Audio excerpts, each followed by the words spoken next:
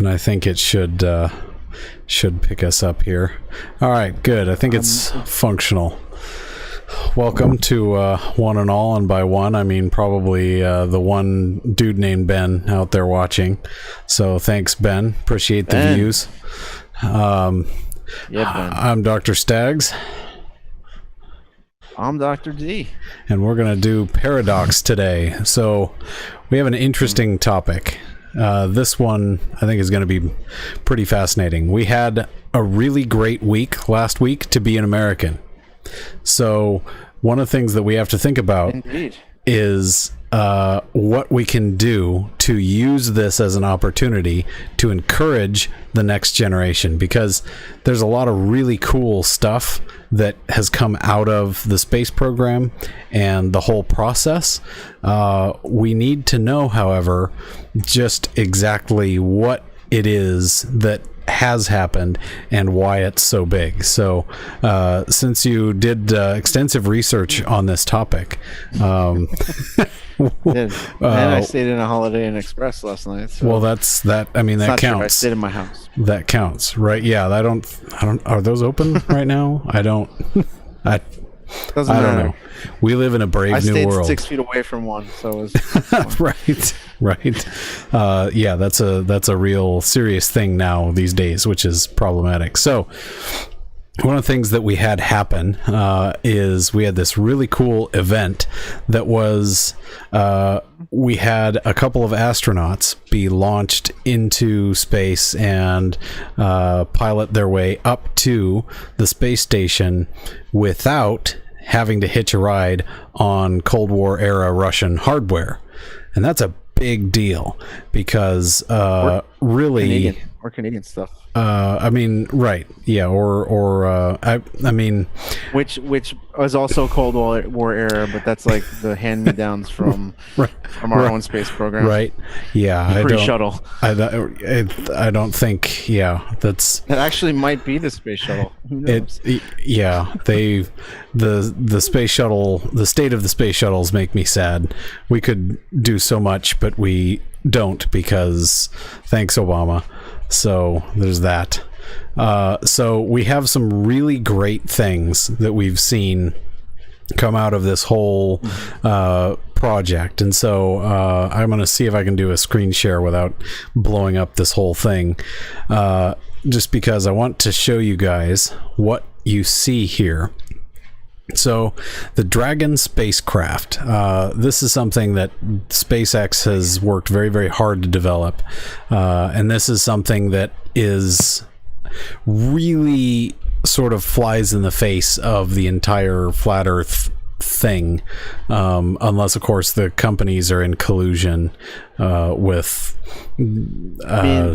that wouldn't surprise me. New World Order that's trying to promote this globe Earth hoax. So the thing that I think we want to draw attention to is the number of launches that these guys have successfully had, especially to bring cargo and things like that to the ISS. They've done a lot of unmanned missions. Mm-hmm. They've done a lot of unmanned missions, so that's all always using their cargo capsules to bring supplies and resupply the space station. So, even when they're doing their unmanned missions, they still have anthropomorphic test devices, i.e. a test dummy, outfitted with sensors to understand the launch and flight environments. So when they did actually have humans on board, they would have some data about, where's your highest G load and things like that. And that's mostly an ergonomics thing, right? But it's important because you don't want the pilot of the shuttle, or the capsule in this case, to pass out from extensive G loads passing through the wrong part of the body. Right. So yeah, there's a contrary lot. to popular belief, there's very few doctors in outer space. Yeah, and it's not. So you're saying to me really that things are not like Fallout. That's what you're really saying here. I'm saying to you, Dr. Tesla, I'm a doctor. And you're not in not an space, astronaut. so I guess that's a real thing. Yeah. So they have an animation here that you'll be able to see on screen of what kind of the Dragon capsule looks like, and it's not really all that big. So 8 meters tall, a little over 8 meters tall, 4 meter diameter. It's not That's really that's large, just but it doesn't 24 feet for all you Americans need out to there. be. Right. Yeah. Those of us that are watching in black and white, I think, is what the Brits often joke. So the actual volume isn't necessarily a ton. Their launch payload is something on the order of 13,000 pounds. Re-entry 6,600 pounds. That's actually that's quite a lot to be able to bring 3,000 kilos back is interesting. I'm not sure precisely what they're hauling back, except all of the scrapped prints from the failed prints on the 3D printer, probably. Now here's something. So that could be a thing. What happens if you don't return it with empty? Do you get charged, or do you have to bring it back with a full tank? Like, what's the rental? I think it's probably a little bit more complex than U-Haul. I'm fairly certain. So you'll notice all of the solar panels. I'm sure those are all Tesla solar panels on this side. White on the other side to try and prevent the astronauts from heat soak. So Probably. So their trunk section, there's a lot of really good information on these. So there's a lot of really cool stuff that they can do with the amount of power that they have. 1,300 cubic feet is pretty good as far as space. The actual capsule itself, it's a really neat thing. It's got this detachable arm that opens up, so that's pretty cool. This is the pressurized section. So this is the section that the astronauts remain in. They both have windows up here, and so you can see in the in a lot of the things that they showed, you can actually see what they look like kind of outside of these little windows. Really, really interesting to see what the astronauts' experience was during this process. It was really awesome to have that sort of coverage. I watched the entire launch on television, right?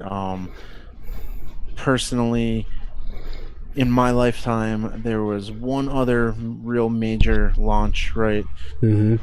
That had national coverage, right? Which was Challenger. When I'll date myself, I was about a year between 1 and 2, maybe just 2 at that time. And it's I don't remember it, but apparently we were watching it on TV. Right. So vastly different outcome, right?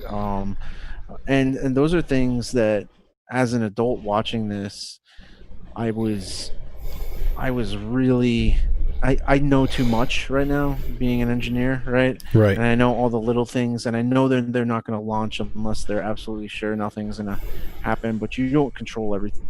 No.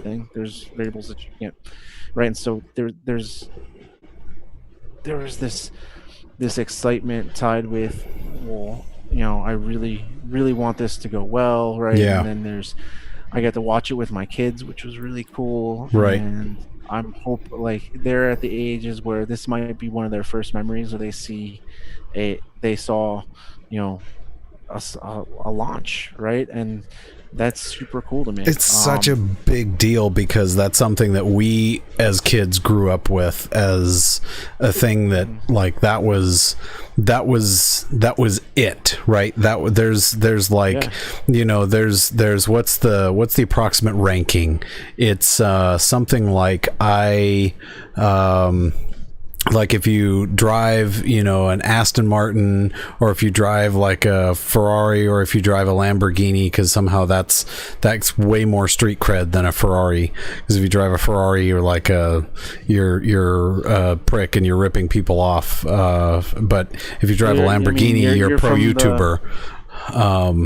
Right, exactly. Yeah. But then like the guy that has the ultimate trump card is I've been to the moon. Right.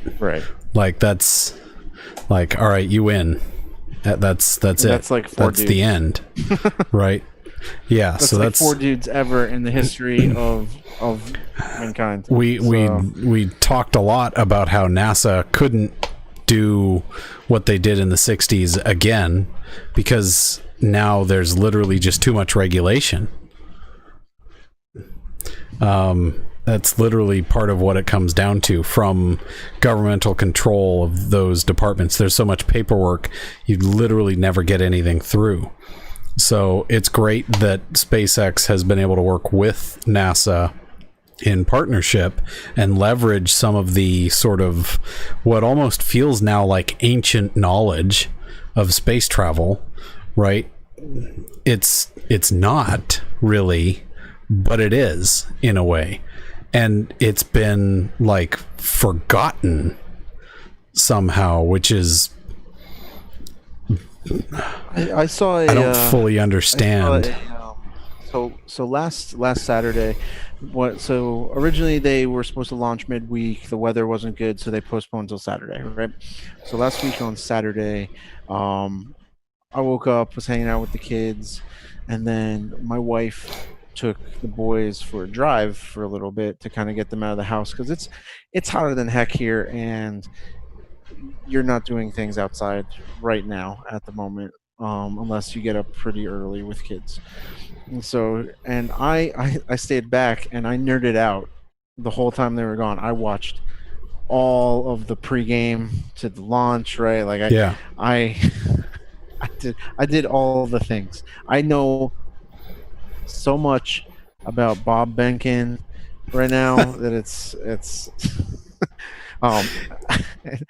and you know, it's and Elon Musk too. They did a huge documentary series on, you know, building SpaceX and all these things, right? And yeah, I mean it's tremendous, and really the decision by the Obama administration to stop the manned space program, right, to stop that, is what without that SpaceX would not be doing this right now.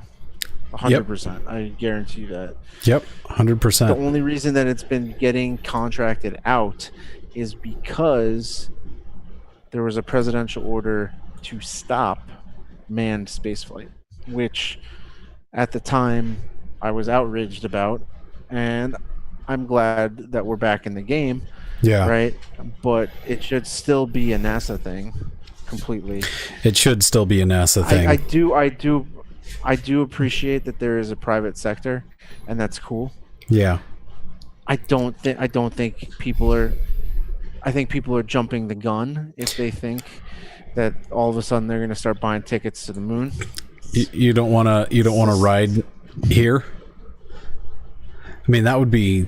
I mean, it's pretty cramped in there. I know they have a nice TV and all, but it's pretty cramped in there. They went old school, right? So their design is it's a capsule design. It's the space shuttle was the sexy recoverable vehicle. Right. Right? Like right.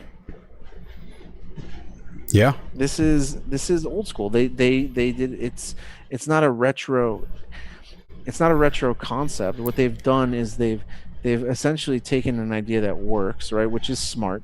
Yeah. They take an idea that works and they've improved upon it, right? Now it's just it in some ways feels like a step backwards after having space shuttle, right? Which right.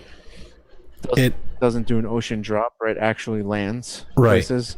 It does actually, and so yeah, you're absolutely right that they've got a lot of key elements in the capsule design, in a lot of this, so they've taken some cues in this from some of the updates of racing seats and other stuff, but done it in such a way that they can accommodate the full space suits. Right. And so they've kind of streamlined the spacesuit with some more modern materials and things, but fundamentally it's a lot of the same kinds of things. So yeah, there's a lot of... The suit design was very cool looking. I will say that. It is cool looking. Spacesuit is futuristic.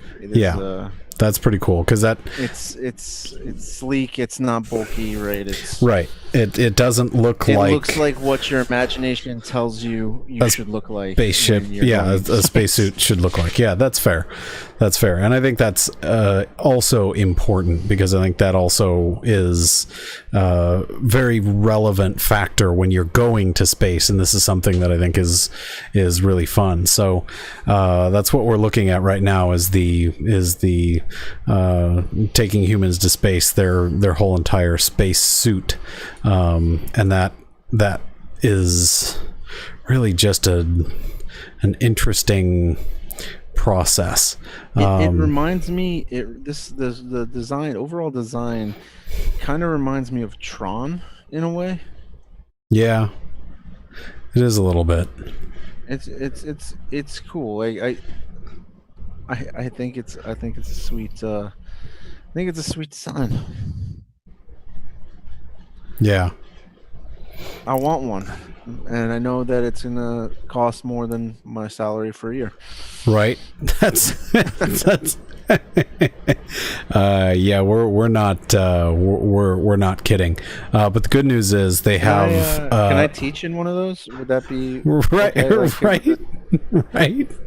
Would the university buy me one for fall semester? They do have a picture here of the flat Mars and a really nice render of Tesla Mars base. So Mars based Tesla. I'm sure all of the vehicular travel will be electric, and they'll all be wearing Tesla badges. What do you want to bet? If you zoom in on the right hand side, between the rocket and that other tower, you can see a Cybertruck, but you have to get really enhance the photo. Yeah, I'll have to see if I can scroll there. It also has a baseball through its windshield, so it's rendered useless at this point. Yeah, I can't do that easily with the zoom capture running at the moment, because that just ruins life. So yeah, so that's interesting. Yeah. So we'll see what happens with this process and how it develops. I'm really curious to see how it develops. I'm not exactly going to be one of the ones that volunteers to be one of the first for the Mars mission, because that's well, I mean, we already cracked the code to settling Mars. That's a few episodes ago. So we did, and we found the. I need a new and challenging problem. Right, we need a real problem now. That's right. So there's like, how do we get there reliably? Right. In an amount of time that's reasonable. Yeah. That is. Yeah, there's some interesting. Any kids out there who happen to be watching process. This is an interesting game plan. Are you seeing this? They're to Mars and back process. No, I've not seen this. I mean, it's flat, so it shouldn't be that difficult to. So, I mean, it shouldn't, right? They should be able to get there with mostly rubber bands. So are they actually landing an actual Falcon rocket? They're going to land the Falcon rocket on there? So there's steps here. Yeah, they're launching booster returns. So the reusable booster thing is just tremendous. That was pretty slick. Yeah, that's impressive. That's the thing. And they that, had the camera on it too, which was crazy. That was extremely impressive. So they've done a lot of very nice and very cool things, right? They have, and this is the kind of stuff that got us so stoked as kids. Was this kind of stuff? Because I remember going to the Air and Space Museum and standing at the bottom of one of those Saturn V rockets and looking up, and there was, when I was 5 years old, there was literally nothing bigger on planet Earth than a Saturn V rocket. Like, the scale was Saturn V rocket and then Earth itself. That was the scale, right? That was amazing. So they do this refuel. So that's step 3. So they first push to orbit, refuel, then the tanker comes back. So they do 2 launches, one of which is a tanker launch. Yeah. They bring the boosters back, and they so they're thinking it will begin the journey to Mars there, and then the ship will be refueled on Mars using the local resources, which I hear that they're abundant. I mean, there's a Motel 6, right? Well, there was a factory there that we were talking about in our last podcast. That's right. So I forget which one. Oh, the candy factory. That's right. There is the candy factory, and so that's how they're going to do it. Is they're going to sell tours. Yeah. So that's a really cool animation. But you don't see the people that are placed in hibernation for the million years it'll take to get there. So that's in reality, right? What are we talking about, right? I'm thinking if you were to launch someone to Mars at the given, you're looking at probably a year or so, right? Like, is that the estimated time frame that you'd have to travel? Given the maximum speed that we can travel at comfortably, and the fact that humans do need to sleep at some time. I mean, the humans will need to sleep at some point, certainly. I haven't looked too extensively into this, so I'm glad that I'm getting to see it, because this is a neat concept. And I think that they have a lot of great ideas, right? And it is very exciting, especially if right now that they've proven that they can launch a manned vessel, this becomes so much more.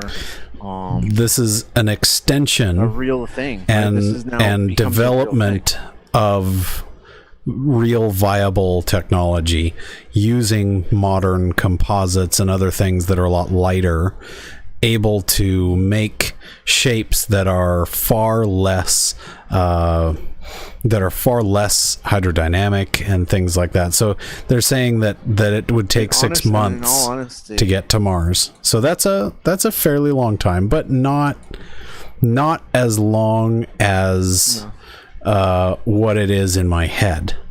So that's good. That's good. That just goes to show that I don't know everything. That's less time than I thought it was. No, I mean, that's less time than I thought it was, and that's great. But 6 months is still a long time. 6 months is a long time. Radio communication at that distance is no longer perceived as instantaneous. No. Right? And so if you have to send a message and wait. Yeah. So the further away that you get, the longer you have to wait. Yeah. Which, makes sense. But that's certainly. I always remember, as I've gotten older, right? The movie Event Horizon kind of sticks in my mind, right? It's, those of you who haven't seen it, it's a science fiction thriller, right? Set at the edge of a black hole. This team is studying it, and then things start happening, a la the video game Doom, right? There's Right. you know, so there's that, right? So that's the horror element of it. But the point I'm slowly and circuitously getting to is that at that distance, the lack of communication essentially isolates that crew to just the crew.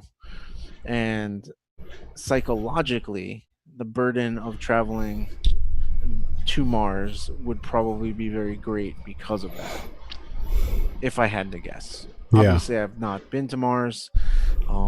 Right. Having not I been would at for some the point- factory tour. Yeah, Yeah.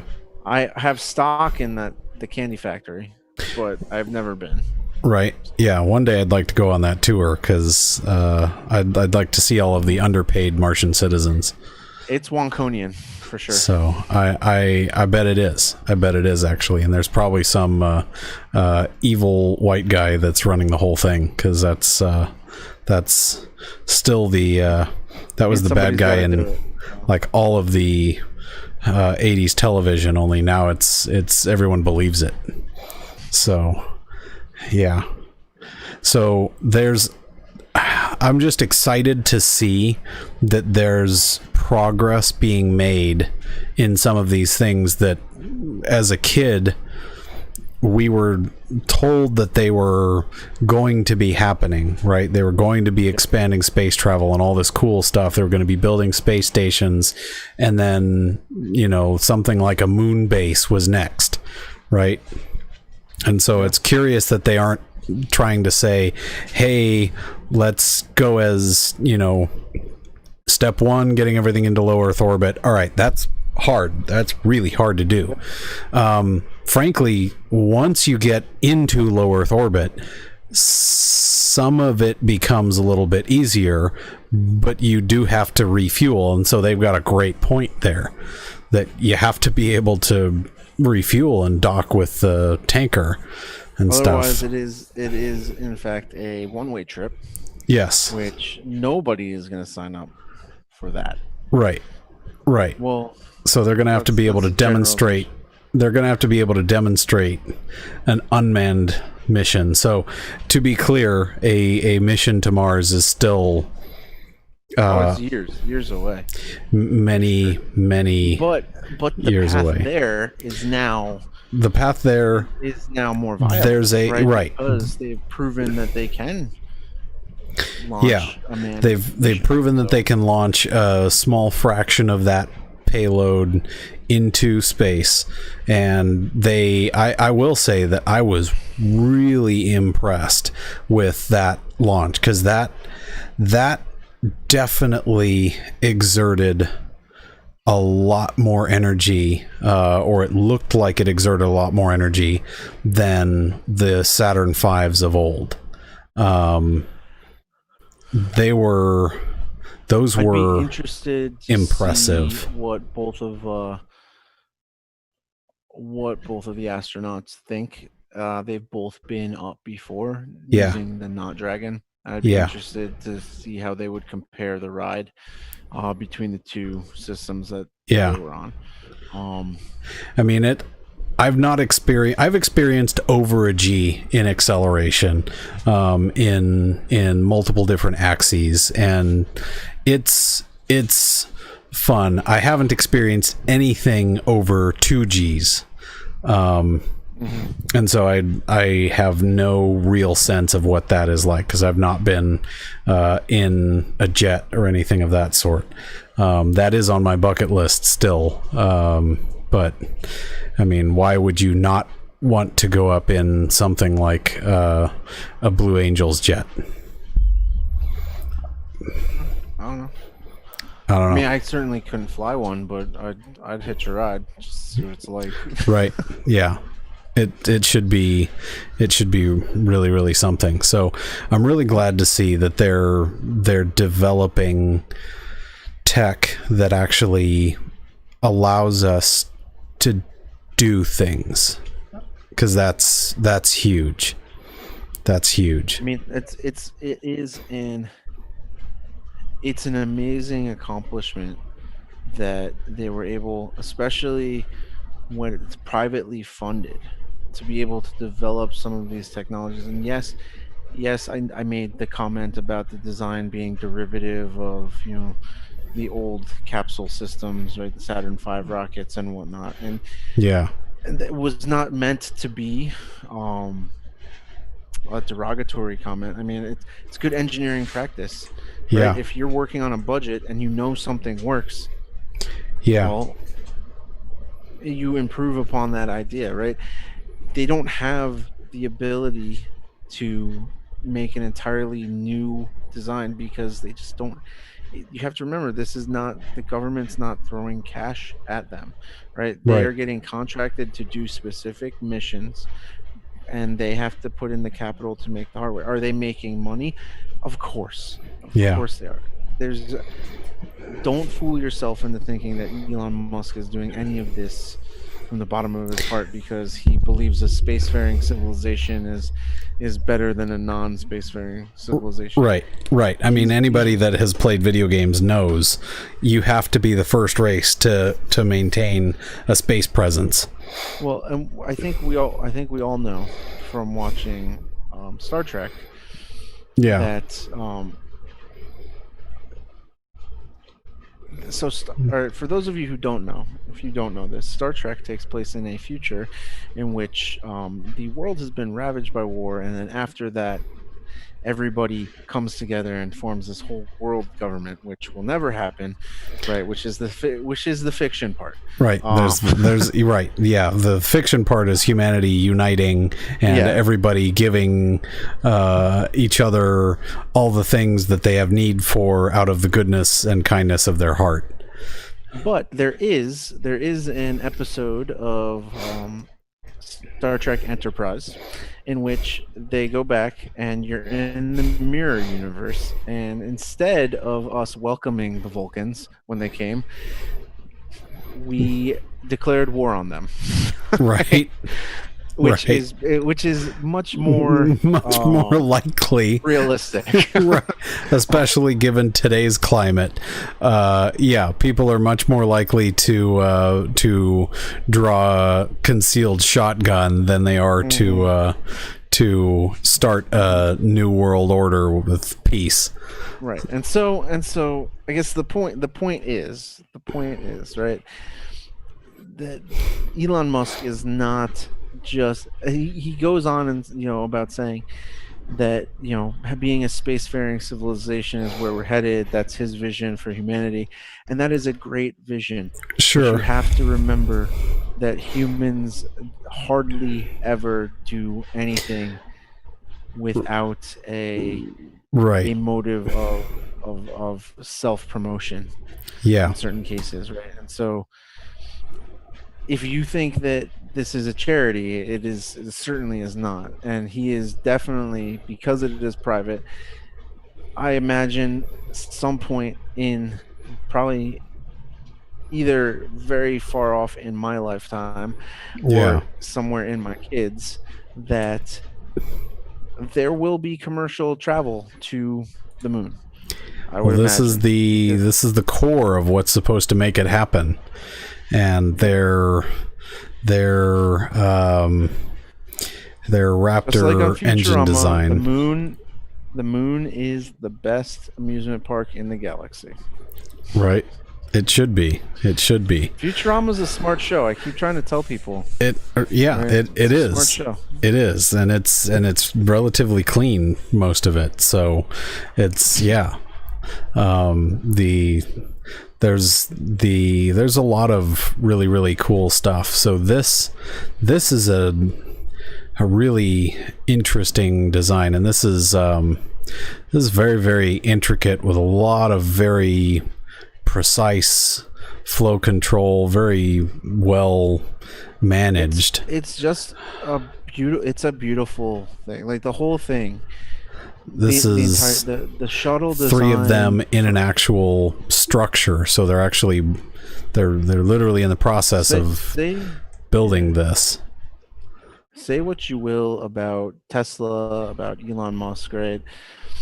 But he has the ability hire engineers that are just really fantastic, and not just the science but also the aesthetics, Yeah. right? Like this is beautiful. It's beautiful This to look is at. this is absolutely remarkable. This is the kind of stuff that, as a kid, looking at this kind of stuff, I saw that, and it's just like the kid in Incredibles, right? That's totally wicked. Because that's what I see when I see this. This is absolutely incredible artistry, and like even the way that they have a vertical mounting brace here to deal with a lot of the stress elements, that also works as a mounting point for solenoids for all these controls, for flow back and forth. That's beautifully honeycombed and formed.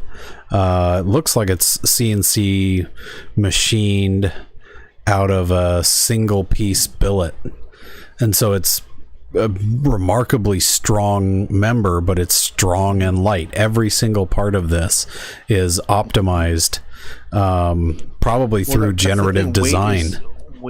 Weight is so crucial, right? Yeah, It's ounces equal pounds, pounds factor. equals not able to carry stuff. So Yeah, I mean, it's the limiting factor for launch. Yeah. I'm surprised they haven't looked at trying to build a vehicle up at the ISS. yeah. If they could put together a vehicle there, just send up parts, Hmm. right? I mean, Shape doesn't really matter if it doesn't have to leave. Now the problem with that is, how does it land someplace, right? sure. I'm just So you still want it to be I'm trying to figure out how to quantify a roughly 1.5 by 3 meter cylinder that can output 2 meganewtons of force. It's a lot. That is a lot. Quite a bit. That is a lot. That is a lot. That is 440 kilopounds. That's kips. right. Anybody watching That's watching in is black and white. stupid. Yeah. Kips are stupid. They make me almost as angry as slugs. Right. Please. Right. Kips is you as a person. Admitting who is that you're using the wrong English unit units. system. Right. You're Stop admitting it. to the fact that you Stop want to it. be in a base 10 unit system. So terrible. It's so bad. Yeah, 2 meganewtons. Wow. But just in case you guys were wondering, that's also 4.4 MIPS, or megapounds, which I just came up with right now, right. on the spot.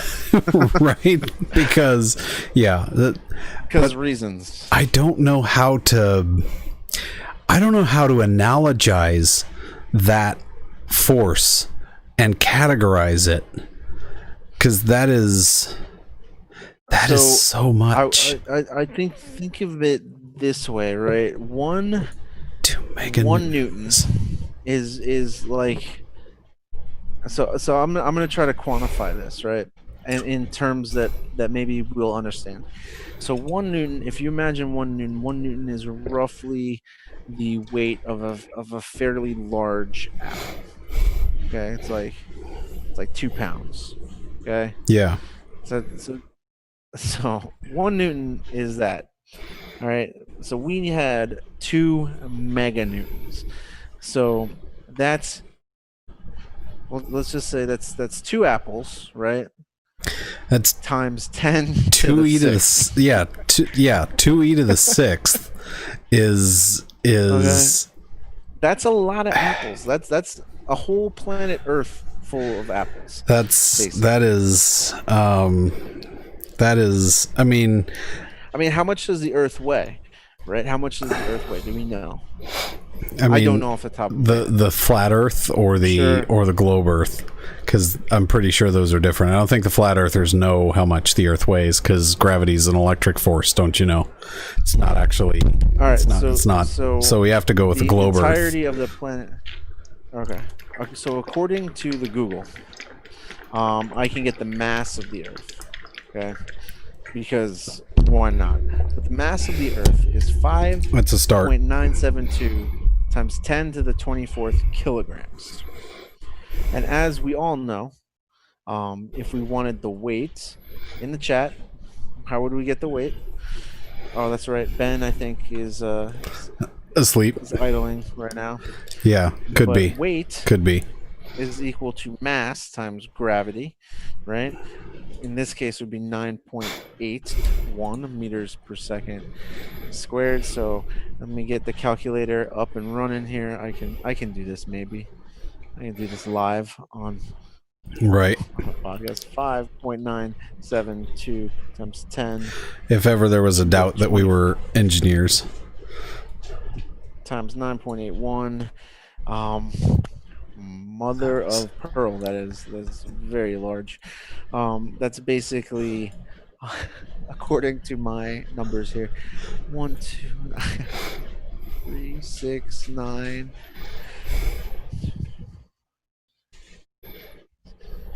That's 58.6 times 10 to the 3, 6, 9, 12, 15, 18, 21, 24. So 58.6 times 10 to the 24. Newton, right? Yeah, it's pretty big. That's if we wanted it in pounds. That's right? A large number. If you wanted it in pounds, what would we do? Well, first of all, I gotta clear this. I gotta clear this guy. Just the one. It's gonna clear this. I don't know how to work this computer, guys. I'm sorry. Yeah, it's always fun to do math. The best part is when you have to do math, like during a super complex math during an interview. That's super special. Using only what you know in your head. I don't know how to do math, so. So if you wanted it in pounds, right? The Earth weighs in pounds. 1, 2, 3, 4, 5, 6, 7, 8. So that's 24. 13.1 times 10 to the 24 pounds. So I was way off. That is not even close. A meganewton is not even in the same meganewton ballpark. Is, yeah, it's not going to be in the same ballpark. It's not like enough to significantly move the Earth off of its orbit, right? Which would be a sort of a funny side effect in a cartoon, right? You launch off the Earth in the vehicle, it's the Acme launch system, right? Technically you did move it, though. It's just that what you're finding there is even those Raptor engines are the equivalent of an ant pushing a tricycle, right? Yeah. Depends on the ant. Some ants are bigger than others. Anyway. Yeah, like the ants that were in my front yard this morning that were they need to all go because they're vicious suckers, and they aren't even fire ants, but they are vicious suckers, and some of them are not small. That was spectacular. So I'm working in the Merkin units for a second because that's what I understand. Slightly better. I still really couldn't tell you what a slug actually is because I don't know how to use it effectively. So the 440,000 pound force, just to put it into a little more meaningful size bite, I guess, is 220 tons worth of thrust. Having 3 of those is is a lot, because that's one of the things they're talking about is this. And what kind of propellant are they using? What kind of fuel do they So use? that I don't know. And I bet you're not going to find it on their website. I'm going to go out on a limb. I don't I wonder if it's liquid think propellant. so. All right, so for those of you who don't, Because they're know, talking about taking launching a rocket. 220,000 pounds. They're talking about taking 220,000 pounds into the low Earth orbit atmosphere, and that's a lot. That's a lot. Yeah.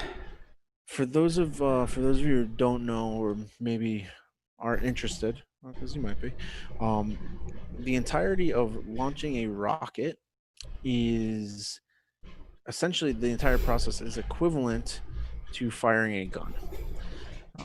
Most rocket boosters, the most common are solid propellant, right? Meaning,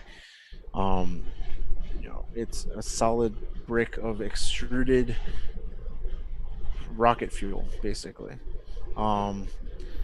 Imagine, if you will, in your head, and this is going to be a weird analogy, right? But imagine that it is like a stick of beef jerky, essentially, that's sitting in the middle of these rocket boosters, but it's not processed animal meat. It is processed chemicals that are highly energetic, right? And when you burn them, you want them to burn consistently and constantly, right, until they are gone, and you don't want them to be so energetic that they explode, right? Right. So you're deflagrating your propellant. You are not detonating your propellant, which is two very different things. Very precise to get the maximum chemical energy out of that.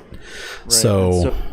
So the easier method is to use these solid rocket boosters, which are solid chunks of propellant. And why is that? Well, it's because you don't have to worry about the mixing. A consistent burn rate. It's consistent. And that's there's some weight savings there. Part of the reason why the booster rockets early on started as solids and then changed. There's a lot of work, or going into not sustainable. That's the wrong word. Going into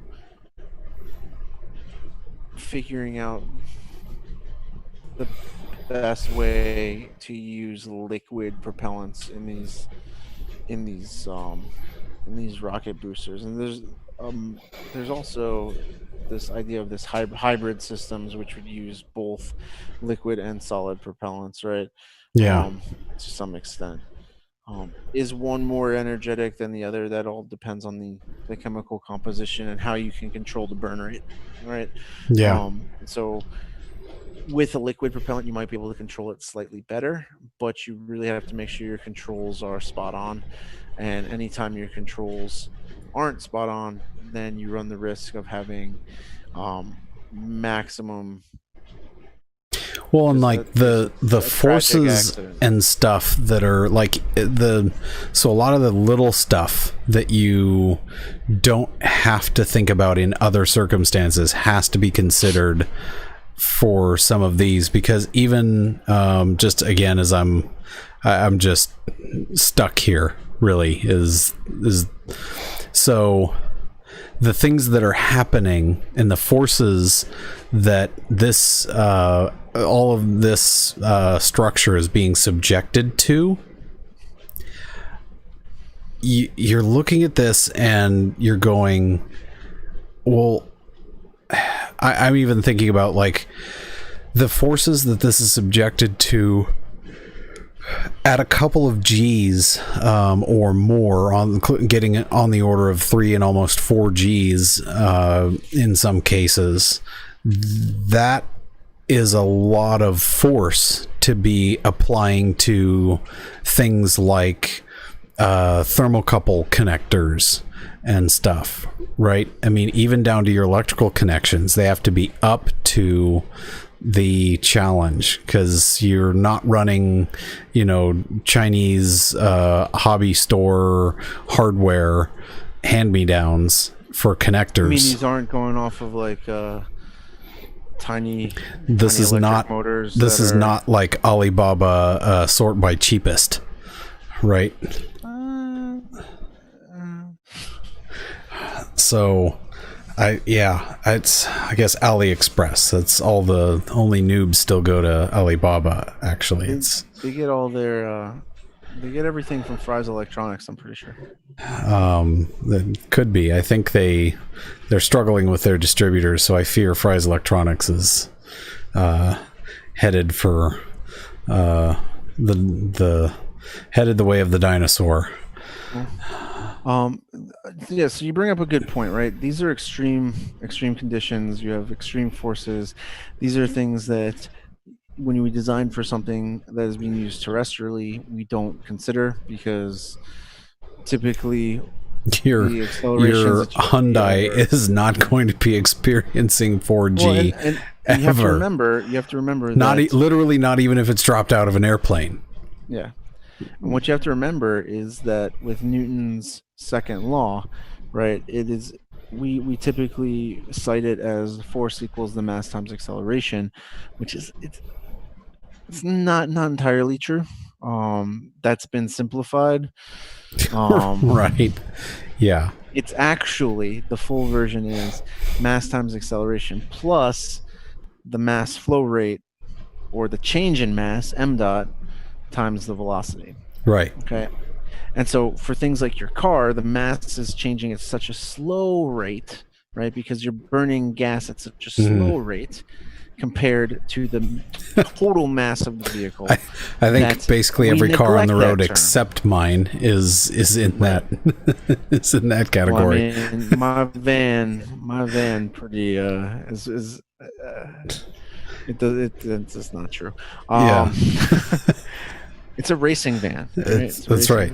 It's a racing van. That's right. That's right. We need to get you some wheels and airbags so that you can hard park and tuck tire, because that's a thing. The boys would love it. Like a glove. The boys would love it. It's all about fitment. It's all about fitment. It has nothing to do with fitting this next burrito in my mouth. These are design considerations that only something like the space program can need, and so I'm just going to refer to it as the space program instead of SpaceX because of ancient habits. Well, so the point here is, right, like, even controlling that force, you have to remember the more fuel you burn, right, your acceleration is going, so your mass, your m dot is increasing. Yeah. Right. Your velocity is increasing. That second term becomes the driving portion of the dynamic equation. It's no longer what you consider physics to be. Right. So it's actually, that force is actually larger and than what you are, right, than what we're thinking it is, right? Which is part of the reason why there has to be 3 of those engines as part of that, because in order to get the 100 tons worth of, or the 220,000 pounds worth of stuff, so the 100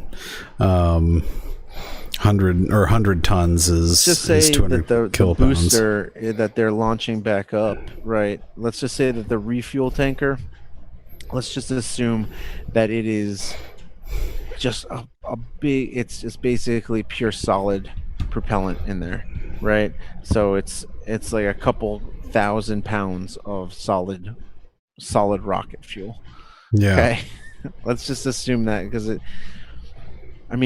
that's crazy. That is crazy. But that's 100. Like, you do have to remember, right? Like, in order to get there, that's one thing. That's Right. one thing You have to burn in order to get there. But so much you've got- fuel. in order to get back, like what do you need to do to get back? It's not like we can park the thing in low Mars orbit and go down. Right. Right. That's not a thing that we can do yet. I think that's maybe why in the there were. future. I think that's why there were 30 of those on the Mars base. Is they have to land a gazillion of them, all with cargo, and then have somebody build it all, right? And I don't know that the fancy spacesuit is up to standards for life on Mars. I would imagine likely it is not. But that is Yeah. really cool. Yeah, I'm sure there's a plan. Yeah. And then you can get your Mars camo, man. Right. Right? You can get some. You will have to have Mars camo. Same so it's the same the as your question Sedona is, camo. are we going to do it? This is why we live in Phoenix. Is really we're the first wave. That's how it Exactly. works. We've been conditioned for Right. extreme temperature and Yeah, that's a fact. Yeah, so there's all kinds of really great things that are coming out of this program, and I'm excited to see what they are actually going to be doing. So it's of all the stuff that's been going on in the world, this is just a tremendously amazing thing that we were able to witness. We're watching history right in the making. Hopefully a whole new generation starts to get the itch to explore and want to get back into STEM, right? That is really where I'm hoping this takes everybody. I'm hoping that in the next 10 to 15 years you start seeing kids who are watching this on television who are like, I want to be an astronaut, and so they actually go out and do it, right? yeah, This is something that America as a country has been lacking for a long time. We've become sedentary and complacent, yeah, and this will hopefully be a bolt of lightning that will invigorate a lot of the younger generation to be excited about exploration and space travel again. And Yeah. that is what I'm hoping goes down. yeah. And then I'll take a vacation to the moon. Right? It's fun. I'll have to spend the first week of my vacation getting there, but I mean, it's fine. Then as soon as I land, I gotta come back. It's cool. Right. I mean, yeah. I mean, that trip to Mars is going to take a long time. But remember, okay, the journey is what it's all about. Okay, it's not where you end up. It's the journey. That's what people say. Right. So if I'm The journey is the destination, isn't that how it goes? something silly and ridiculous like that. So if Don't I'm believe that, guys. The destination is the destination. if I'm understanding this right, there are I was trying to look at the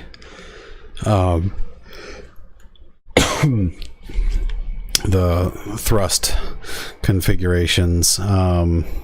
They're far more simple Merlin engines are what are used on the Falcon, and I think there's 9 of those, hence the Falcon 9. And those are only I thought that was just because there were- 845 this was the kilonewtons. ninth configuration to like Falcon 1 was the first one, right? Falcon. Well, it is, yes, but I believe Falcon 9 does indeed have I think it has 9 of these Merlin engines. Nice. I think is the way that configuration works. I want to design something Something one like day that. that has a sweet name, man. Right. I've never designed anything that has a sweet name based off of mythological creatures. Right. Yeah. Yeah. Well, I mean, you got to transfer A all lot of them this Killenewtons loses to the frame somehow. I mean, a lot of this, um, a lot of this loses its luster if it's not called the dragon, right? But it's called like the chinchilla or something like that. Right. That's Right. yeah. If it's nobody's getting on the the Turtle 6 to like you gotta have a better name than that. You just gotta have a better name. So that may be a good stopping point for the night. Yep. Is don't forget to name the stuff that you design as an engineer with really cool names. Don't pick names that suck because So, I went to a conference once when I was working my first job out of college, and one of the guys there says, like, came up basically their program acronym was Mafia. I forget what it stood for. yeah, But didn't matter because people because that's that's sweet how acronym, that's how you acronym like a pro. yeah. And so the biggest advice I can give to any young aspiring engineer is be on point with your naming. Yeah. Okay? That's right. It's the most important thing. If it doesn't have a cool name, nobody cares what it is. Yeah. Don't It can worry change about, the world. It could cure cancer, but if it's Don't not, worry if it's about- called the Turtle 6, nobody cares. Don't worry about the Pick better name next time. Yeah. You cure Don't worry cancer. about the math. Don't worry about the science. Just worry about the name. That's right. You need to spec more into English. Okay, spec more. Of course, I am joking. Worry about the math and the science. That's the Right. whole point. Yeah, because that's how we end up killing people in these programs. Wah, wah, wah, wah. So Also, be consistent with your units. Thank you. yes, Public service announcement. yes, that is also a real thing. Be consistent with units. Yeah, that's Units need to be consistent. they need to be. They need to be. It's a big deal. So I don't know. We'll come up with probably a topic that is not space related for next week. But I think Next I week, think this we one may have to take a break because Yeah. I don't know if I'm going to be around Friday night. yeah, that So also we might have a so be on Might have an off the week. lookout for those of you who might have to. I might be back, I might not be. I don't know. Maybe. We're going. Who knows? Family and I are going on a camping trip on Thursday night because Sweet. that was the night that the campground had. Yeah, that's fair. So That's a good thing. We're gonna do that. And Yeah. Do that that and should be enjoy. interesting. So- And yeah, so we'll But I might see. be back Friday. I might not. We'll figure it out. Yeah, if not, But maybe we'll go something not space related. But I yeah, can't promise for the next anything. one. For the next one. So we'll figure it out. All right. Well, in any event, thanks for tuning in, all 6 people that will view this ever in recorded history, and we'll Thanks, catch Corey. you in the next one. See ya.